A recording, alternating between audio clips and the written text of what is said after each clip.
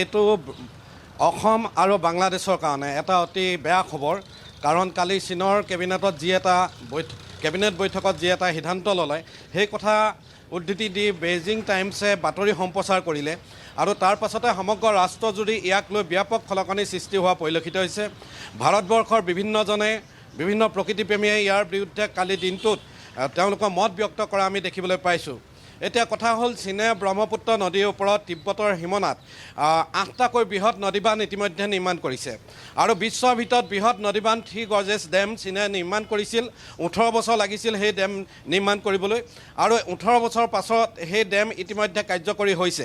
সেই three gorges ডেমৰ ভয়াৱহতা আৰু তাৰ অভিলেখকো ভংগ কৰি চীনে নতুনকৈ ব্ৰহ্মপুত্ৰ নদী নামচা বৰাই পৰ্বত য'ত আছে অৰুণাচলৰ সীমান্তত সেই স্থানত য'ত ব্ৰহ্মপুত্ৰ নদীখন এটা ভাঁজ লৈ অৰুণাচল প্ৰদেশত ইয়ালুম চাম্পু অৰুণাচল প্ৰদেশত প্ৰৱেশ কৰিছে, সেই স্থানতে এই বৃহৎ নদীবান্ধটো নিৰ্মাণ কৰিবলৈ চৰকাৰে সিদ্ধান্ত গ্ৰহণ কৰিছে। এই বৃহৎ নদীবান্ধটো নিৰ্মাণ কৰোঁতে 137 মিলিয়ন আৰব ডলাৰ খৰচ কৰিব চীন চৰকাৰে আৰু প্ৰতি মুহূৰ্তত প্ৰতি মিনিটত প্ৰায় 300 মিলিয়ন কিলোৱাট বিদ্যুৎ উৎপাদন কৰিব এই বৃহৎ নদীবান্ধটোৰ পৰা আৰু চীনৰ 30 কোটি জনতাক দিনে ৰাতিয়ে বিজুলী যোগান কৰিব পাৰিব এই বৃহৎ নদীবান্ধটোৰ যোগেদি। এয়া চীন চৰকাৰৰ কেবিনেট বৈঠকত লোৱা সিদ্ধান্ত। বেইজিং টাইমছে ইয়াক উদ্ধৃতি দি বাতৰি প্ৰকাশ কৰিছে আৰু আমি সেই কথা ইতিমধ্যে গম পাইছোঁ। আপাতত যদিও চীনে নিজৰ ডেভেলপমেণ্ট অৰ্থাৎ উন্নয়নৰ বাবে এই বৃহৎ নদীবান্ধটো নিৰ্মাণ কৰিছোঁ বুলি কৈছে, কিন্তু আপাতত ইয়াৰ এটা বিশেষ কূটনীতি এটা ইয়াৰ লগত জড়িত হৈ আছে। কাৰণ চীনে 1959 চনৰ পৰা তিব্বতক নিজৰ কব্জাত ৰখা পৰিলক্ষিত হৈছে। ভৌগোলিকভাৱে সাংস্কৃতিকভাৱে তিব্বতবাসীৰ ওপৰত চীনৰ এটা অত্যাচাৰ আছে। তাৰ যি পৰিৱেশৰ ওপৰত চীনে নিজৰ দখল ৰাখিবলৈ সক্ষম হৈছে।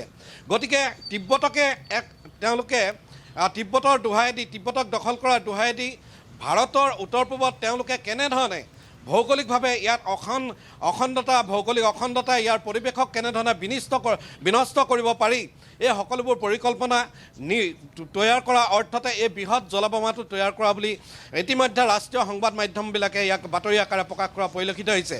এই ইয়াক জলবোমা বুলি এটা কাৰণে ক'ব লাগিব, ইয়াত 300 মিলিয়ন কিউবিক মিটাৰ অৰ্থাৎ 300 মিলিয়ন ঘনমিটাৰ পানী প্ৰতি ছেকেণ্ডত সেই বৃহৎ নদীবান্ধটো ৰিজাৰ্ভাৰত আবদ্ধ হ'ব। তিব্বতত যেতিয়া বাৰিষা সময়ত বৰষুণ পৰিব, তাৰ যিবিলাক গ্লেচিয়াৰ লেয়াৰ যি আছে ব্ৰহ্মপুত্ৰৰ, সেইবোৰ যেতিয়া গলিবলৈ আৰম্ভ কৰিব, তেতিয়া এই বৃহৎ নদীবান্ধৰ পৰা পানী এৰি দিব আৰু তাৰ পানীয়ে নিমিষতে অসম বাংলাদেশক ধ্বংসস্তূপত পৰিণত কৰিব। সেইটোত এটা চীনৰ কূটনীতি এটা তাত তৈয়াৰ কৰা পৰিলক্ষিত হৈছে। ইয়াৰ উপৰি খৰালিৰ দিনত যদি 300 মিলিয়ন কিউবিক মিটাৰ পানী প্ৰতি ছেকেণ্ডত ডেমত আবদ্ধ কৰি ৰাখে, তেতিয়াহ'লে এই ব্ৰহ্মপুত্ৰ নদীত চৰাইয়ে পানী খাব পৰাকৈও এটুপি পানী নাথাকিব।